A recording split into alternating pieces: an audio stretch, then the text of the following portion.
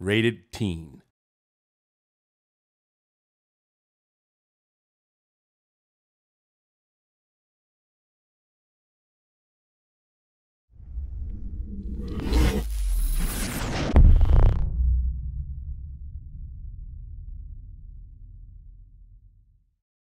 Hi, I'm Eino and I'm a designer on Dreadnought. Hey, I'm Tim and I'm also a designer on Dreadnought.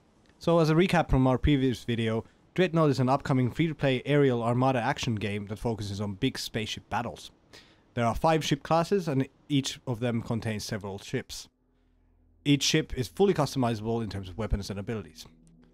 Today we are looking at footage captured from one of our internal playtests. We are playing Team Deathmatch on one of our new maps, Glacier. What we have here is the orbit scene, which is basically a pre-match meetup for the captains. Here you can switch your ships, also view which ships other captains have selected, and work on your pre-game strategy. The footage we are looking at is actually captured from Eino's perspective, so it will be interesting to see it from his point of view and what he thinks about it. Like, I'm playing on the other team, making Eino's life a bit hard. Indeed. So now the timer is running out, the match is about to start, and here we warp into the level. To start with, Eino picked the Light Destroyer, which is one of our most aggressive classes in the game. It is equipped with a lot of really damage-dealing abilities and weapons, one of which is the Plasma Ram. It is a battering ram that deals tons of damage when Eino actually manages to come close to an enemy and ram him, which he's actually going for in this situation. So here I'm maneuvering to the left flank. The destroyer is quite weak, so you'd rather approach a battle from the side than charge it head on. But as you can see, like, one of our light destroyers picked the same strategy. He's lining up to engage you, and as you can see, he's using the battering ram we were just talking about and take Eino down. The shield really didn't help you there. No, didn't help. The ram is so powerful that on the destroyer class, the shield doesn't really block the full damage. But I'm not deterred. I think I'm going to try this again and go back in with the light destroyer. It comes really handy that the light destroyer is a really fast class here, so you can catch up to the combat quite quickly, as you can see. So this is actually the enemy ship that killed me, and I'm charging towards it. I think I'm going to activate my ram soon. I'm a bit far away still, so I'm using my primary weapon. And now we're getting to a distance where it's feasible to activate ram. And yeah, tactical cruiser dodging you, yeah. Yeah, I tried to go for the tactical cruiser, but this light destroyer will also do. So 1-1, 1 kill for me, 1 for the destroyer. I guess that's fine, but yeah, you got yourself in a really hairy situation here, deep behind enemy lines, and as you can see, Dreadnought is coming in to get you. Yeah, it looks really bad for you. Yeah, I'm trying to get away. I'm just trying to get away. You'll not make it. I took out the tactical cruiser, but this Dreadnought was too much. Yeah, that was a really rough start for your team, so when you look at the score, I think it's a good pick for you to switch strategies to the tactical cruiser and support your team. So the ship here is a light tactical cruiser, also a new ship that we haven't shown before. It's taking on a more of a supporting role. It comes with a healing beam that I'm using right now to heal up a friendly ship. But the same beam also has a double role as a damage dealing beam. So I can turn it on enemies. Here I actually use the target warp. This allows me to warp to any friendly ship that I have line of sight to. And it comes really handy to moving around the map, assisting your friends. Yeah, as you can see, it is really important for the tactical cruiser to find valid cover while still maintaining line of sight to your allies. So you're actually staying out of the heat of the combat and don't drag too much attention to you. So Eino is doing a pretty good job here, but yeah, he's kind of neglecting his Dreadnought and he's going down. So there are 2 enemy Dreadnoughts here, which is a good situation for you to actually use your target warp to get out. Yeah, the Dreadnoughts came in nicely, so I was basically forced to maneuver to the other side, which also blocked my line of sight. I couldn't heal our friendly Dreadnought. Yeah, you can see how Eino is actually supporting his friendly Dreadnought to set himself up for the combat against the 2 Dreadnoughts, which is a very fair fight with so much support behind him. It's important for Eino here to keep a certain distance to the enemy. As you can see, the Dreadnoughts are trying to get him, but they're really ineffective on that range, so he's pretty safe here. Okay, now it's getting heated. An enemy dreadnought warped in. So, funnily enough, the other support is not actually repairing. He's dealing damage with his damage beam.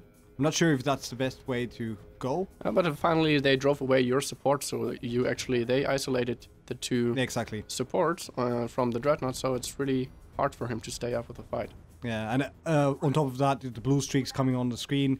I think it's you shooting at us with an artillery cruiser. Yeah, putting some pressure.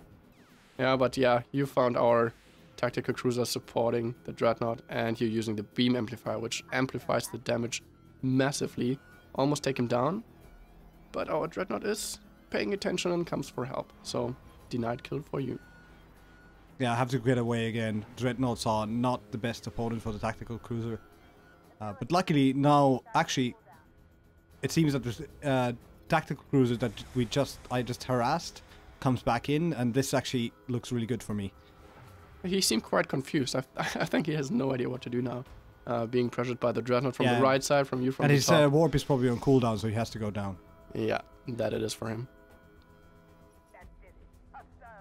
Okay, there's some more targets. Now it's a good time to push because their support is dead. I think it's pretty risky now for you here. Like, yeah, artillery cruiser. Yeah, I think that's me actually getting a shot on you. Yes. Like, luckily you missed. Yeah, twice. That would have been really bad for me. I was really out in the open, but now I managed to get into cover, and I think I'm going to take him down as well. He's dead. Come on, get another shot on him, and I got another shot on you.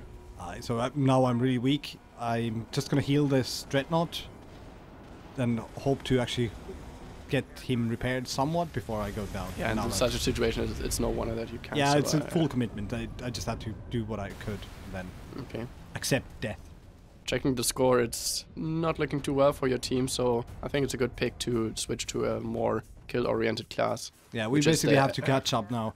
The score is 40 to 70.